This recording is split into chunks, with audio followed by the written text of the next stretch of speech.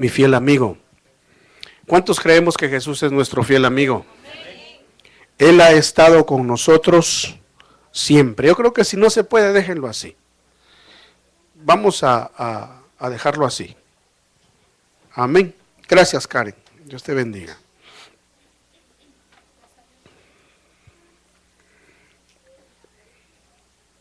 Bueno. Vamos entonces a abrir nuestra Biblia. Yo quisiera que me acompañe, por favor, en el libro de Mateo, capítulo 1. Y vamos a ver sobre este hombre llamado Jesús. Una de las cosas que a mí me admira mucho es de que el Señor en la Biblia es llamado el Hijo de David. Su descendencia viene de una descendencia real, ya que Dios, hermano, es fiel en sus promesas y cumple lo que Él dice. ¿Cuántos creemos que Dios cumple lo que Él promete? Me llama mucho la atención porque el Señor le prometió al rey David que no le iba a faltar varón en su trono. Pero resulta que cuando nosotros comenzamos a leer el libro de los reyes y comenzamos a ver qué sucedió después de la muerte del rey David, comenzamos a ver que todo comienza a deteriorarse. Los reyes, los hijos de David, la descendencia de David, comienzan a alejarse cada vez y cada vez más del Señor, al punto que llegan a la cautividad. Israel es totalmente esparcido en las naciones, pero Dios había prometido al rey David que le iba a levantar un rey. Y nadie pudo llenar ese papel sino solamente Jesús. Por eso Jesús es Rey de Reyes y es Señor de Señores y es conocido como el Hijo de David. Quisiera que vayamos y leamos lo que dice Mateo capítulo 1, versículo 1. Dice, libro de la genealogía de Jesucristo, Hijo de David, Hijo de Abraham. Luego dice en el verso 16, Jacob engendró a José, el marido de María, de la cual nació Jesús, llamado el Cristo. Entonces, empecemos con lo que dice el verso 1, libro de la genealogía de Jesucristo. Entonces estamos hablando del Salvador, porque Jesús es Salvador y Cristo es el ungido. Luego vemos de que la descendencia viene de parte de David por María, porque María era descendiente de David. Pero él vino y fue engendrado, ¿por quién? Por el Espíritu Santo en María. O sea, él no es hijo de hombre, él es hijo de Dios. Amén.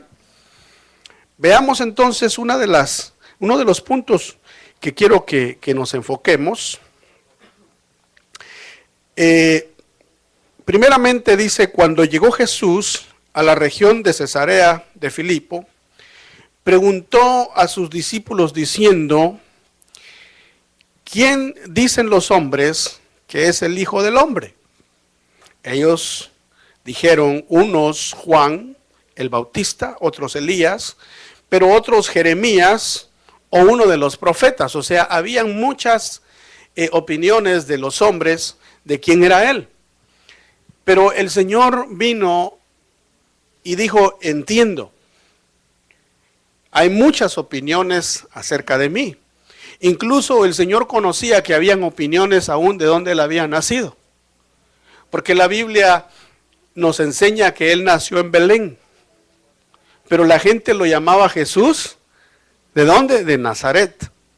O sea, la gente hacía hincapié en que él había nacido en Nazaret.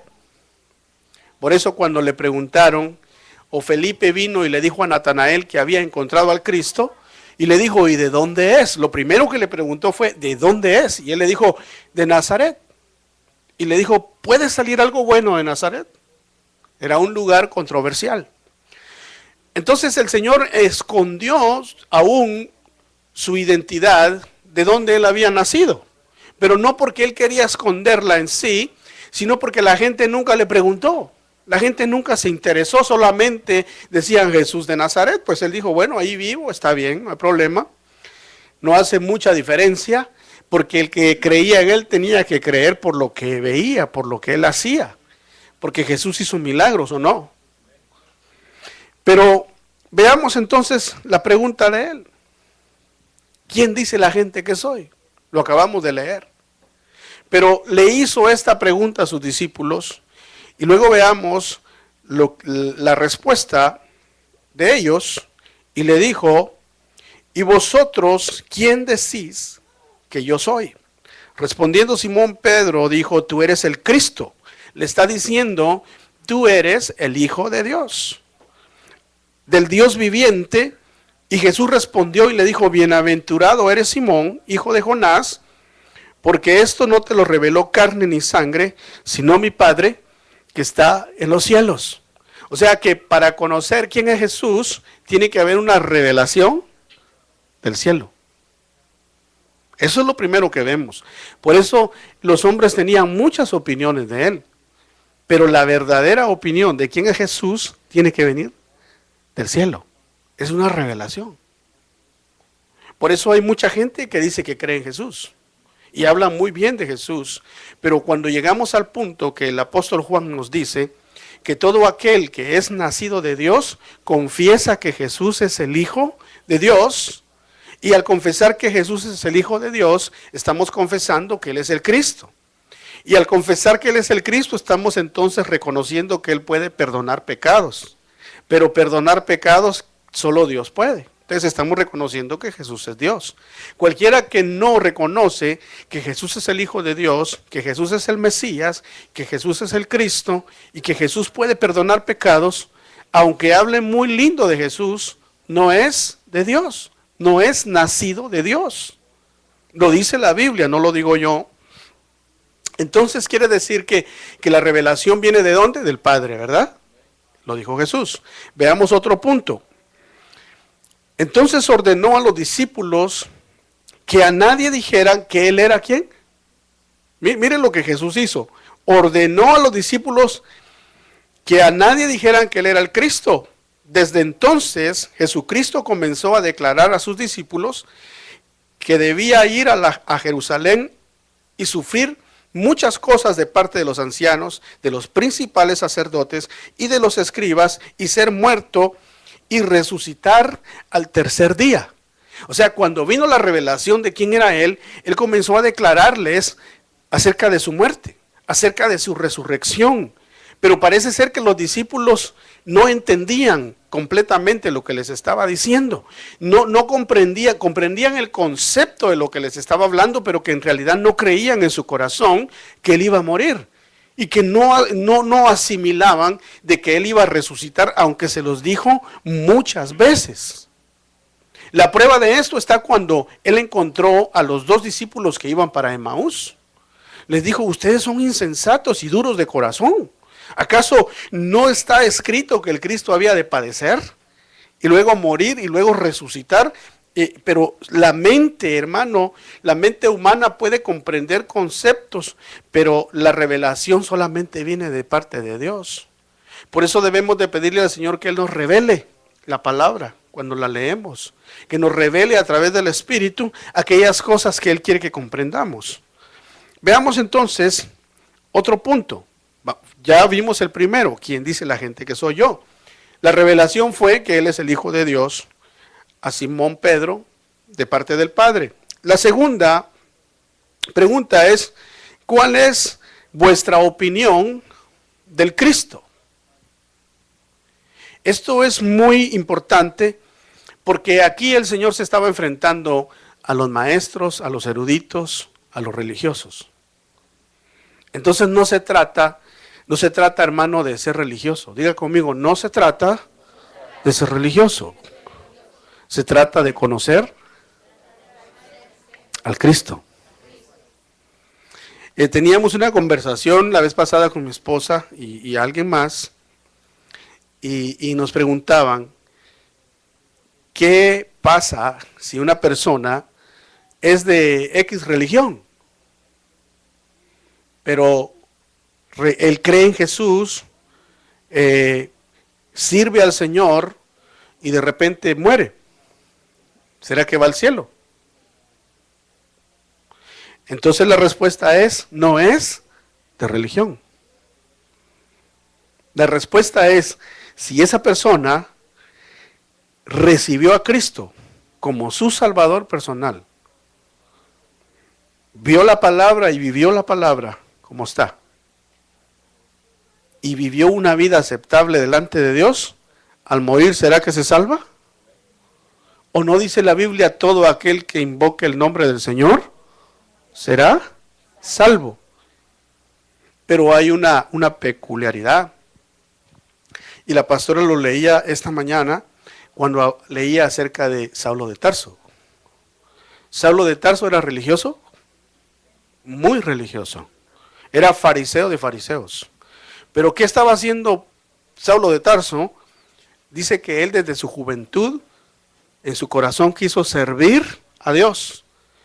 Y cuando vio que se levantó el movimiento de Jesucristo, del Hijo de Dios, de los discípulos, él dijo, esta gente está confundiendo a la nación, así que él pidió cartas a los religiosos, a los más poderosos, para perseguir a los discípulos de Jesús, y con eso él creía que servía ¿a quién? A Dios. Y luego cuenta, dice, yo encarcelé mujeres, yo encarcelé hombres, a niños, pero él creía que servía a Dios con eso. Pero cuando iba en el camino de Damasco, ¿quién se le apareció? Cristo. Y la pregunta de Cristo, ¿cuál fue? Le dijo, Saulo, Saulo, ¿por qué me persigues? Y él respondió, ¿quién eres, Señor? Y le dijo, yo soy Jesús, a quien tú persigues.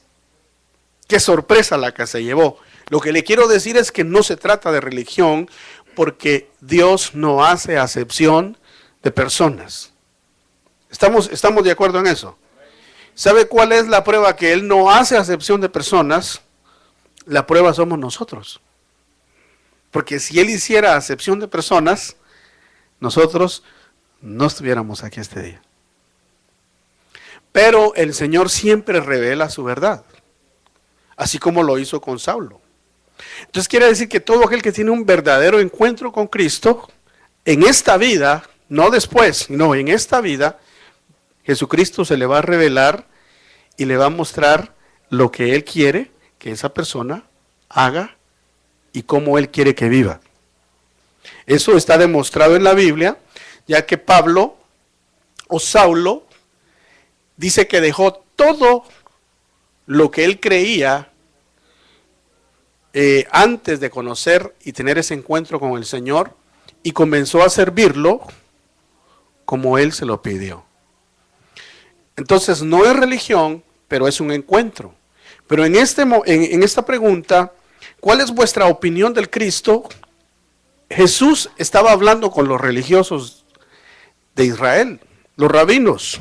Y oiga esto, estando reunidos los fariseos, Jesús les hizo una pregunta diciendo, ¿cuál es vuestra opinión sobre el Cristo? ¿De quién es hijo? Ellos conocían muy bien las escrituras. Ellos le dijeron, de David. Él les dijo, entonces, ¿cómo es que David en el Espíritu le llama Señor? Fue la pregunta. Añadió y le dijo, dijo el Señor a mi Señor, siéntate a mi diestra hasta que ponga a tus enemigos debajo de tus pies. Pues si David le llama Señor, ¿cómo es él su hijo? Le pregunta. Y nadie pudo contestarle ni una palabra, ni ninguno desde ese día se atrevió a hacerle más preguntas. Entonces, lo que está diciendo el Señor es, ¿de quién es hijo el Cristo?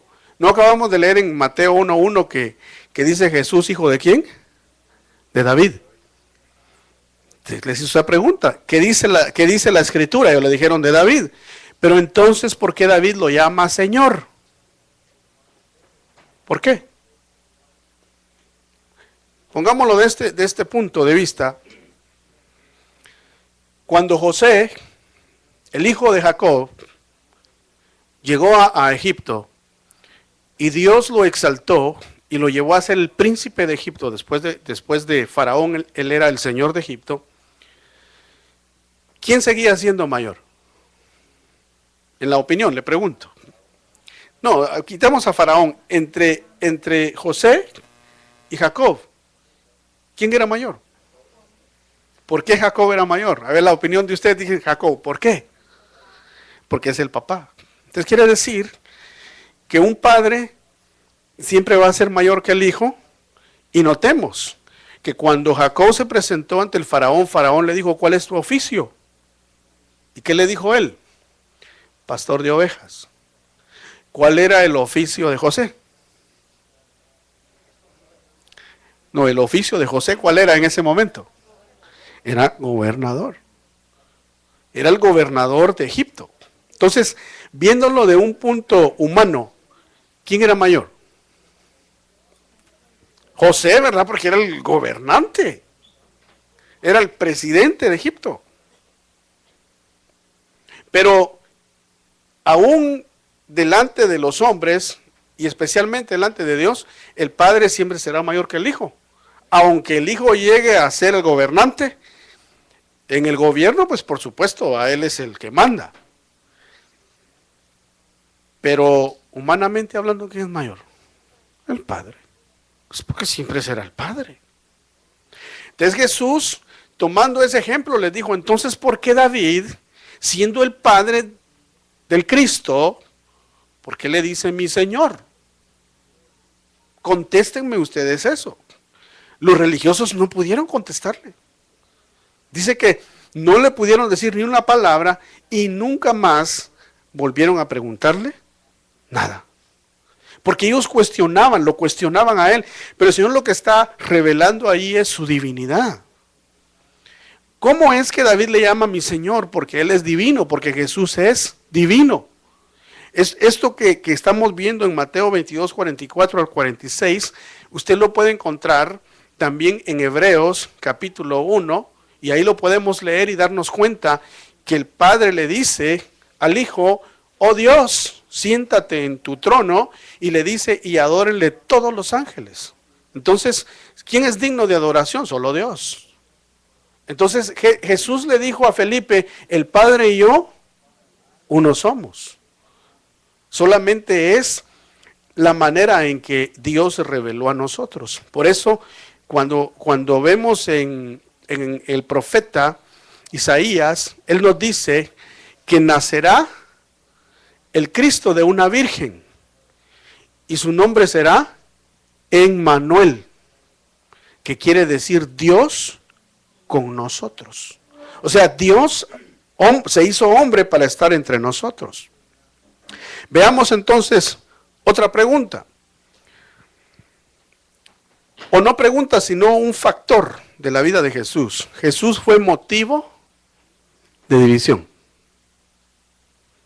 Escuché yo recientemente a un personaje, con mi esposa lo escuchábamos, que alguien le preguntó en un noticiero, en una entrevista muy importante de un canal muy renombrado, y este personaje pues es cristiano o conocido como cristiano, y le pregunta a alguien y le dice, ¿cómo podemos unir nosotros a los musulmanes y a los cristianos? ¿Cómo los podemos unir? Entonces esta persona contestaba y decía, bueno, Jesús vino para que estemos unidos todos y para que todos caminemos en armonía. Y en parte es verdad, pero Jesús mismo dijo que no era así, totalmente. Porque primero Jesús dijo, el que quiera venir en pos de mí, que dijo, tome su cruz cada día, niéguese a sí mismo y sígame. Luego dijo, el que no deje padre, el que no deje madre, el que no deje casas, el que no deje muchas cosas por causa de mí, no es digno de mí. Entonces, cuando estamos diciendo deja, estamos implicando separación, ¿verdad? ¿Estamos de acuerdo? Pedro no andaba con su esposa cuando andaba en el ministerio. Pedro andaba solo. Pero tenía suegra, entonces tenía esposa. Porque cuando su suegra se enfermó, llevó a Jesús a su casa y Jesús sanó a la suegra de Pedro. La suegra se levantó y le servía ¿a quién?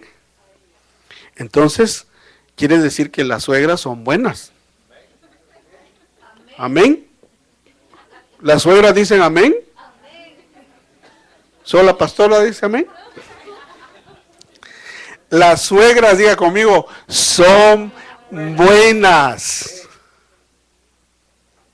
Por lo menos lo que la Biblia implica es que debe de ser así. Entonces el Señor vino y llamó hombres como Pedro, y Pedro dejó a su esposa por un tiempo. Fue por un breve tiempo, la dejó, pero la dejó por causa de Cristo. Pero porque Cristo le hizo un llamamiento directo. Con eso no estoy diciendo que alguien me vaya a venir a decir, hermano, Cristo me está llamando. Y por eso voy a dejar a mi esposa, porque entonces lo sentamos también. ¿Verdad? Porque no es así. Con Pedro fue un trato muy distinto y directo. Pero veamos lo que dice el Señor. Esto está en Lucas 12, 51, 53. ¿Pensáis que vine a dar paz a la tierra? Pregunta. No os digo, sino más bien, ¿qué dijo? División. Porque desde ahora en adelante, 5 en una casa estarán divididos.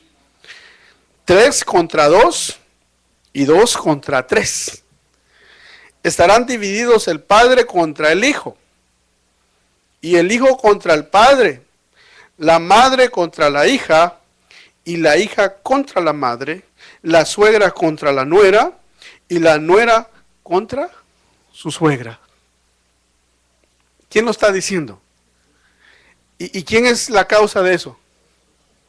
¿Quién es la causa de lo que se está diciendo ahí? Jesús. ¿Por qué les dice, ustedes creen que yo les vine a traer paz? No es así. Yo les vine a traer división. Pero ¿será que Él vino a traer división porque existe una maldad en Él? No, sin Él no hay maldad. Entonces, ¿por qué hay división? Porque Jesús es causa de controversia. Hay gente que todo va bien hasta que se nombran, se dice Jesús, ya se asustaron. Se asustaron, comienzan a decir, no, las cosas aquí ya no andan bien, porque se nombró el nombre de Jesús. Se dijo Jesús. Entonces, Él lo dijo aquí, yo no vine a traer paz. Entonces, ¿cómo es que vamos a estar nosotros realmente en paz en la familia? ¿O usted cree que la voluntad de Dios es que esté el padre contra el hijo contra el padre, o la hija contra la madre contra la hija, o la suegra contra la nuera, y luego la nuera contra la suegra? ¿Será esa la voluntad de Dios? ¿Cuál es la opinión de ustedes? No. Jesús quiere que nosotros estemos unidos en su espíritu y estemos en armonía. Porque también en la Biblia dice que en cuanto esté de parte nuestra, busquemos la paz. ¿Con quién? Con todos, empezando con la familia. Entonces, ¿por qué el Señor dice esto? Porque es muy sencillo. Cuando se rechaza al Señor en el corazón y se le endurece el corazón a Jesús, esto sucede. Porque hay padres que han tenido hijos que han sido drogadictos o que han sido unas personas que no traen un beneficio a la familia, pero cuando reciben a Cristo como Salvador, muchos padres le han dicho a sus hijos, te prefería antes borracho, te prefería antes fumando marihuana, que ahora que me dices que eres cristiano. Escuchaba yo a un joven que cuenta que él es judío, y tuvo un sueño donde el Señor se le reveló y le dijo, yo soy el Mesías. Y él en el sueño, en esa revelación, recibió al Mesías, a Jesús como el Mesías, y cuando se levantó al siguiente día, estando en la sala de su casa, él lloraba de felicidad y el padre se acercó y le dijo, ¿qué te pasa? Y le dijo, papá, he conocido al Mesías. Oh, sí, le dijo, cuéntame. Y cuando le contó la experiencia y le dijo que Jesús era el Mesías, el padre le dio un golpe en la cara y le dijo, de este día en adelante no eres más mi hijo y te me largas de la casa. ¿Fue causa de división Jesús? Claro. Pero este final de esto que le acabo de contar fue feliz. Porque las madres, digan las madres, siempre traen paz a la casa. Porque la madre le dijo al Señor, pero ¿cómo lo vas a echar? Es viernes. Ya son las 6:45 de la tarde y nuestro sabbat empieza a las 6. Él no puede salir de la casa e ir a hacer algo, que se vaya hasta mañana a las 6. Pero la mamá lo que estaba ganando tiempo para convencerlo. Y él le dijo, está bien. Y él cuenta que cuando se sentaron a la mesa, entonces la mamá le dijo al hijo, hijo, por favor, eleva una oración al Señor. Y el padre le dijo, no, que no ore porque este ya no es judío. Y entonces la madre le dijo, hijo, por favor, ora. Y él dice que cuando comenzó a orar en hebreo, como lo hacen los judíos, dice que él recibió el bautismo del Espíritu Santo. Y él cuenta de que el abuelo de él era, me parece, húngaro. Y su papá sabía el idioma de su abuelo, pero no se lo había enseñado a él. Y él solo hablaba español, alemán y no sé qué otro idioma, pero no hablaba el húngaro. Pero cuando el Espíritu Santo lo bautizó en la mesa orando, él comenzó a hablar en húngaro, pero él no sabía lo que estaba hablando. Y habló por el Espíritu Santo en otro idioma, y dice que cuando él abrió los ojos, después de haber hablado en lenguas, dice que su papá estaba tirado en el suelo. Y su mamá llorando. Y dice que después que pasó un tiempo, porque estaba muy quebrantado, dice que le dijo, hijo, ahora conozco que en realidad Jesús es el Mesías.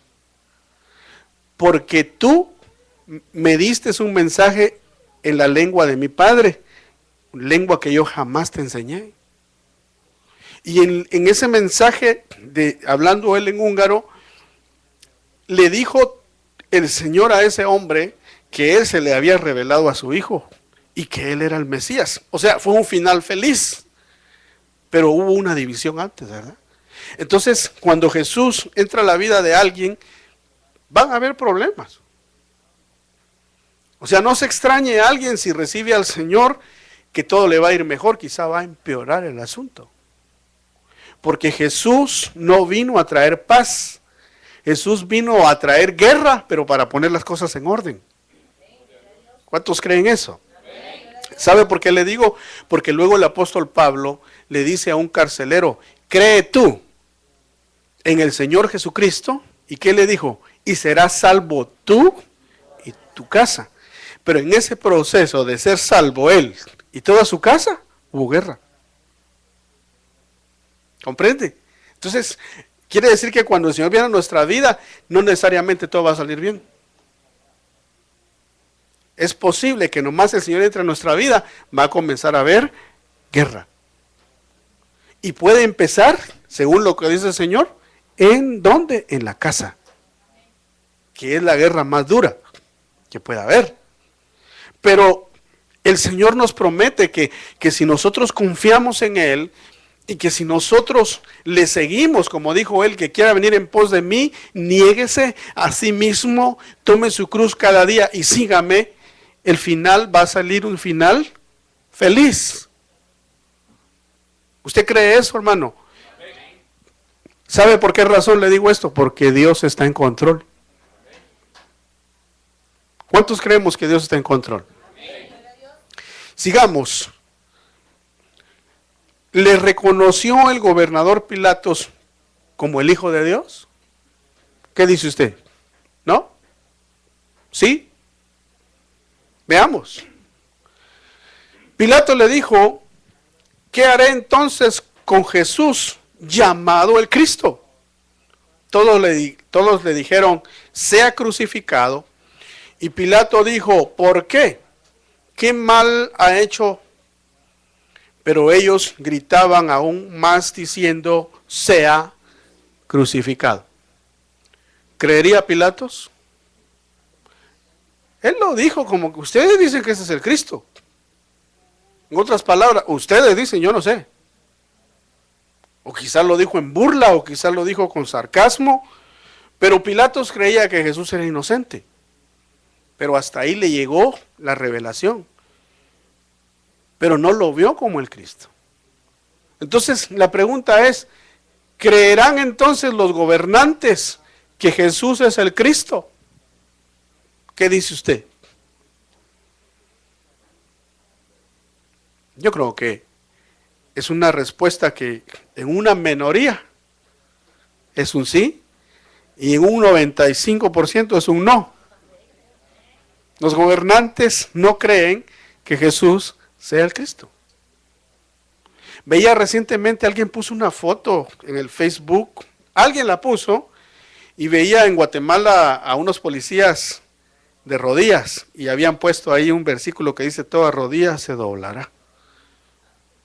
Y estaban los policías en una plaza, como en una plaza, y estaban así de rodillas con la gran pistola aquí, y otros así con sus armas, vestidos de policías con las manos levantadas y otros con la Biblia. Y me puse a pensar, me impresionó la foto, sí me impresionó. A mí sí me impresionó.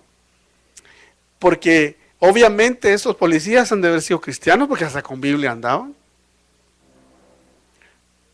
Pero cuando dice que toda rodilla se doblará, está hablando de nosotros. Ahorita a nosotros nos conviene doblar rodilla delante del Señor y confesar que Él es el Señor. Jesucristo es el Señor. ¿Cuántos confesamos eso? Que Jesucristo es el Señor. Porque los que no confiesen hoy eso, un día van a tener que doblar rodilla, quieran o no. Y van a tener que reconocer que Jesús es el Señor. Pero ahora se tiene que hacer por fe. ¿Qué preferimos hacer? Mejor por fe, ¿verdad? Por fe. Jesucristo es el Señor. Pues cuando veía yo a estos policías me impresionó porque pues no es común, al menos para mí no es común ver a gente armada y de rodillas con una Biblia en la mano. Claro, andan armados porque son la ley, ¿no? Nadie vaya diciendo que es cristiano va a andar con su gran pistola ahí. Solo va a decir yo soy cristiano, pero esta no es cristiana, ¿no? No, yo creo que cada cosa tiene su lugar. Entonces, los gobernantes no creen en el Señor, pero usted y yo sí, ¿verdad? Y el Señor vino para que creamos y para que haya salvación. Veamos algo más. Los religiosos y eruditos de la ley de Moisés no creyeron. Pero ¿cómo es que no creyeron si ellos sabían la escritura hasta de memoria? Pero no creyeron. Entonces, hermano, no se trata de saber. No se trata de ser muy estudioso. No se trata de memorizar. Se trata de fe. Amén. ¿Cuántos creen? Ahora yo le pregunto, pero pues, ¿por qué usted cree? ¿Por qué cree? Pregunta, Karen, ¿por qué crees? A ver, aquí. Él se reveló a nosotros. Por el Espíritu Santo creemos. Entonces, Karen dice, porque Él se reveló a nosotros y por el Espíritu Santo creemos. A ver, ¿alguien más? Hermano Ernesto. Por fe somos salvos. ¿La pastora qué dice? Por esa fe que Él depositó en nuestro corazón para que al oír la palabra se produjera esa fe en nosotros. ¿Qué dice Obed?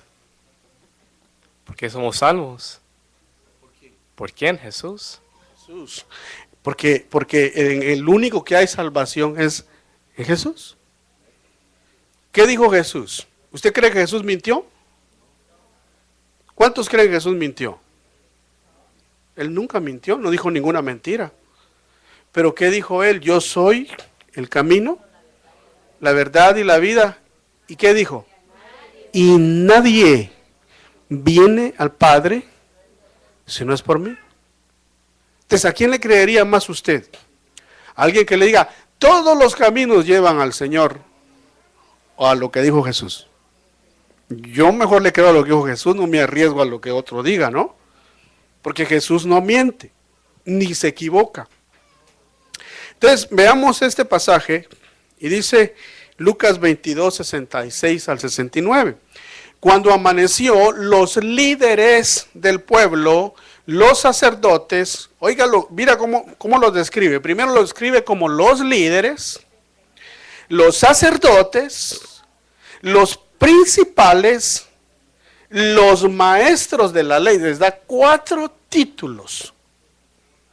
Supuestamente esta gente tiene que saberlo todo, ¿verdad? Se reunieron y llevaron a Jesús ante la junta, ¿qué? Suprema. Mire, estaban ahí como es la nata de la leche, ¿verdad?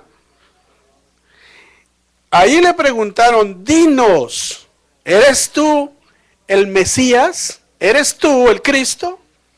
Y él les contestó, si les dijera que sí, ustedes no me creerían. Si les hiciera una pregunta, ustedes no me contestarían. Ya les había preguntado y no le contestaron, ¿verdad? Pero de ahora en adelante yo, el Hijo del Hombre, oiga con mayúscula, el Hijo, ¿qué está diciendo? Yo soy el Cristo. El Hijo del Hombre, tendré el poder y la autoridad que me da Dios Todopoderoso. Ellos replicaron, entonces todos le preguntaron, ¿así que tú eres el Hijo de Dios? Jesús le dijo, ustedes mismos lo han dicho. Ellos dijeron, ya no necesitamos más testigos, nosotros lo hemos oído de sus propios labios. ¿Y sabe qué dijeron? Se rasgaron la ropa y dijeron, este hombre ha blasfemado, hay que matarlo. Entonces, ¿le creyeron los religiosos? Entonces, esto nos da una gran lección a nosotros.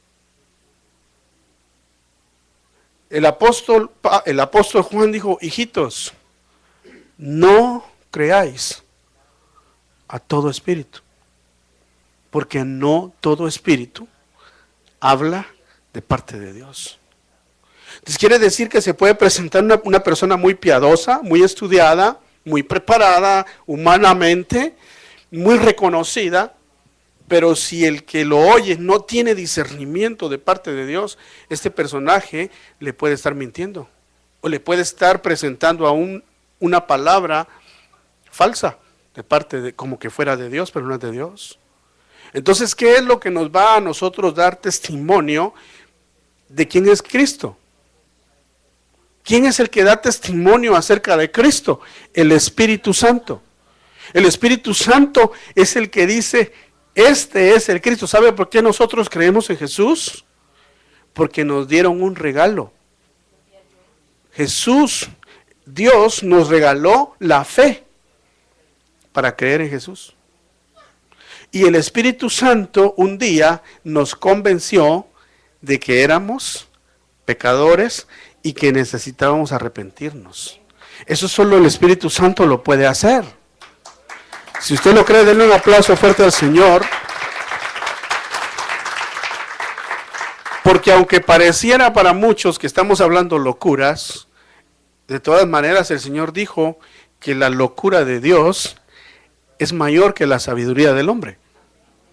Entonces somos locos, está bien, somos locos por la locura de Jesús, sí. Pero esa locura es mayor que la sabiduría de este mundo. Amén, dice amén. Vamos a seguir.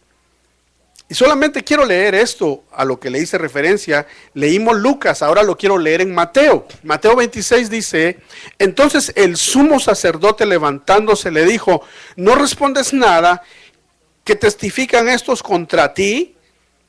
Mas Jesús callaba, y el sumo sacerdote le dijo: te conjuro por Dios, por el Dios viviente, que nos digas si tú eres el Cristo, el Hijo de Dios. Jesús le dijo: tú mismo lo has dicho. Sin embargo, os digo que desde ahora veréis al Hijo del Hombre sentado a la diestra del poder y viniendo sobre las nubes del cielo. Entonces el sumo sacerdote rasgó sus vestiduras diciendo: ha blasfemado.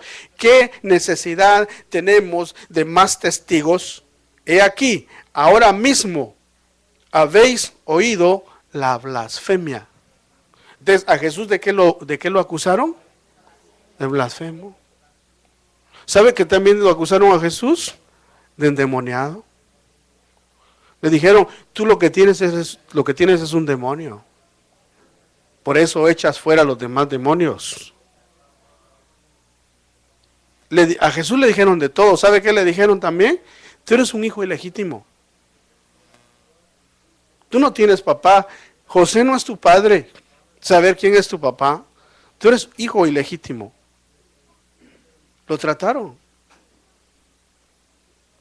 Lo trataron, hermano, de lo que quisieron. Y él no se defendió.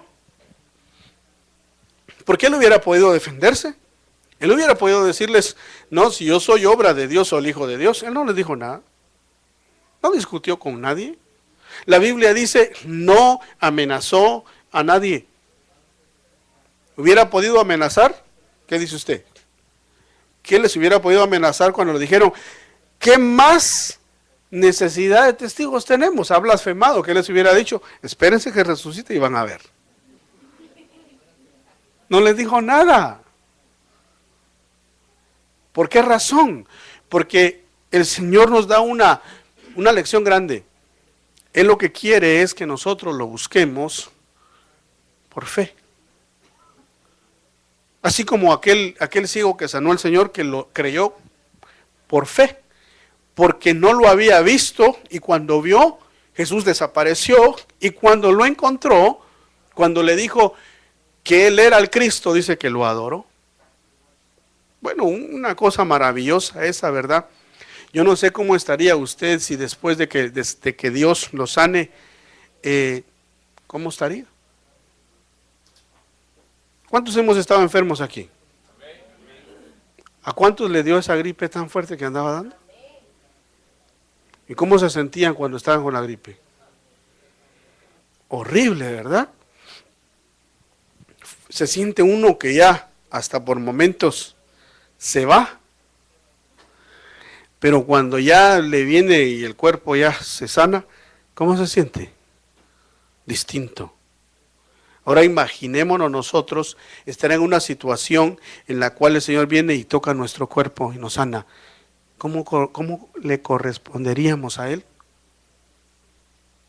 ¿Con gratitud? Bueno, entonces, ¿a cuántos Dios nos ha sanado? Yo creo que a todos. ¿A cuántos Dios nos ha hecho un bien? ¿A cuántos el Señor, hermano, nos ha perdonado? Y no me refiero a la conversión. Y no me refiero cuando usted aceptó a Cristo y le dijo: Señor, me arrepiento. Me refiero ya estando en Cristo.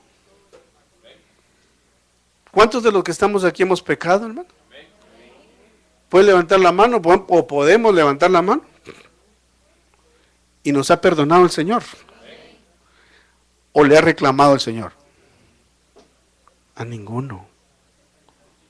Como se lo dijo aquella mujer, ¿verdad? Mujer, ¿a dónde están los que te acusan? Ella volteó a ver y le dijo: ninguno, Señor. ¿Y qué le dijo él? Ni yo te condeno. ¿Pero qué le dijo? levántate, vete y no sigas pecando. O sea, que el Señor es noble, ¿verdad?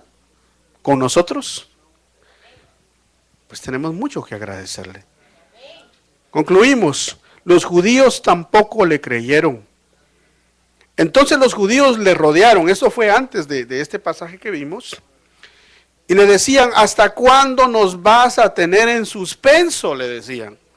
Si tú eres el Cristo, dínoslo claramente. Jesús les respondió, ¿qué les dijo? Os lo he dicho y no creéis. O sea, él les decía, ¿eres el Cristo? Sí, soy el Cristo. ¿Eres el Cristo? Sí, soy el Cristo. Y no le creían. Levantaba a un muerto y no le creían. Le sanaba la mano a un hombre que tenía la mano seca y lo insultaban por sanar el sábado. ¿Qué le dio a aquella viuda el único hijo que había tenido, que había muerto? Se lo resucitó. ¿Le creyeron? No. Le dio de comer a 5,000 personas. Y en otra ocasión le dio de comer a 4,000 personas. Multiplicó la comida. ¿Le creyeron? Es más, esa multitud que comió un día de la mano del Señor fue la misma multitud que gritaban, crucifíquenlo. ¿Dios ha sido bueno, hermano? ¿Sabe por qué le digo esto? Porque nosotros no somos diferentes a esas multitudes, sino que nosotros estamos amparados bajo la misericordia del Señor. Porque ¿qué le asegura a usted? Si usted hubiera estado en esa multiplicación de pan, y usted comiendo ahí del pan y hasta que se llenó, ¿qué le asegura a usted si usted o yo hubiéramos estado ahí? Que a los días hubiéramos estado también gritando, crucifíquenlo. Si el corazón del hombre es perverso, dice la Biblia, ¿quién lo conocerá? Pero Dios en su misericordia hasta nos ha reservado este tiempo para nacer. Un tiempo en el cual, hermano, nos ha dado todo, hasta la Biblia escrita. Y nos regaló la fe para creer en Jesús. Y usted está aquí hoy porque Él no hace acepción de personas. Y Él está aquí para hablarnos y darnos una oportunidad este día, otra oportunidad más. ¿Y la merecemos? Yo creo que no. ¿Pero por qué lo hace Él? Porque Él es bueno. Y dice, los discípulos que dudaron. Entonces Jesús le dijo, oh insensatos y tardos de corazón para creer. Miren, los discípulos de Jesús muchas veces, ¿qué son? Insensatos, tardos de corazón, dice, para creer todo lo que los profetas han dicho. ¿No era necesario que el Cristo padeciera todas estas cosas y entrara a su gloria? Le está diciendo a los de Maús. Ellos dijeron, y nosotros creíamos que era el Cristo, pero lo mataron. Nosotros creíamos que Él era el libertador, pero está muerto. Y Él hablando con ellos. Resucitado, estoy hablando del camino de Emaús. Pero ¿por qué ellos no creyeron lo que les dijo? ¿Por qué sus corazones estaban duros? ¿Será que el corazón a veces no se nos pone duro, hermano? Yo hago esa pregunta. ¿Cuántas veces Dios te ha prometido algo y tú lo has intentado hacer y no te resultó? Y de ahí te dice el Señor, prueba otra vez. Y pruebas otra vez. Y no resulta. Y te dice el Señor, prueba otra vez. Y no resulta. Ya la cuarta vez dice, ya no, Señor, no va a resultar. Se te endureció el corazón. Porque si el Señor te dijo, vuélvelo a intentar otra vez. Vuélvelo a intentar otra vez. Porque quizá el problema no está con el Señor, está con nosotros. No estamos haciendo las cosas bien. No estamos siguiendo instrucciones y por eso no pasa nada. Pero cuando seguimos instrucciones de parte de Dios y le creemos a Él, las cosas van a suceder tal y como Él las dijo. Termino con esto. El Señor dijo, yo soy. Ahí está testificando Él, porque antes preguntó, ¿quién dice la gente que yo soy?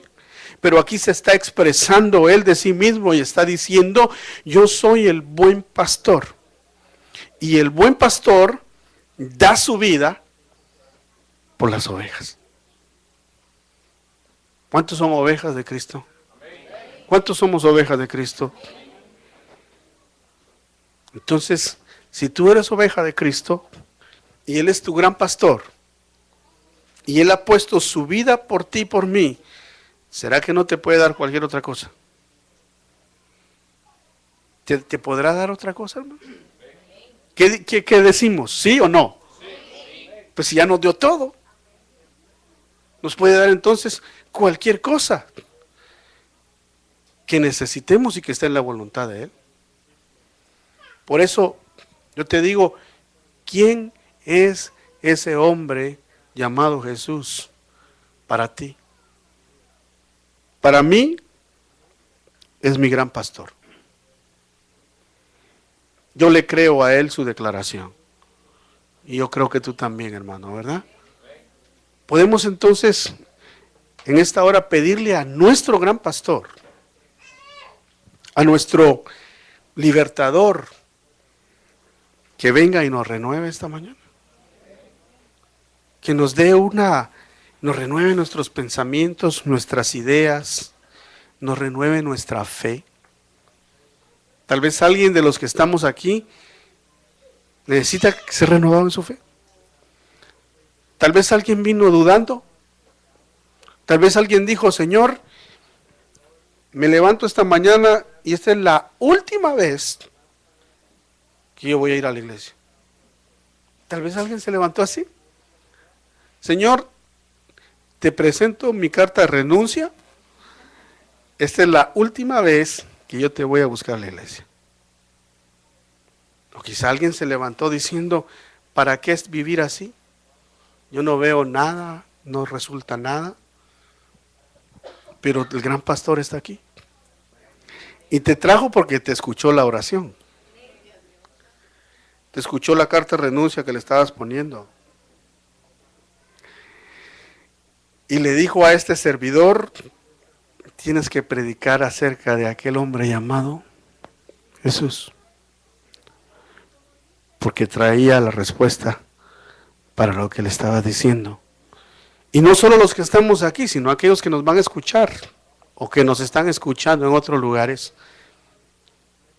Jesús es nuestro gran pastor.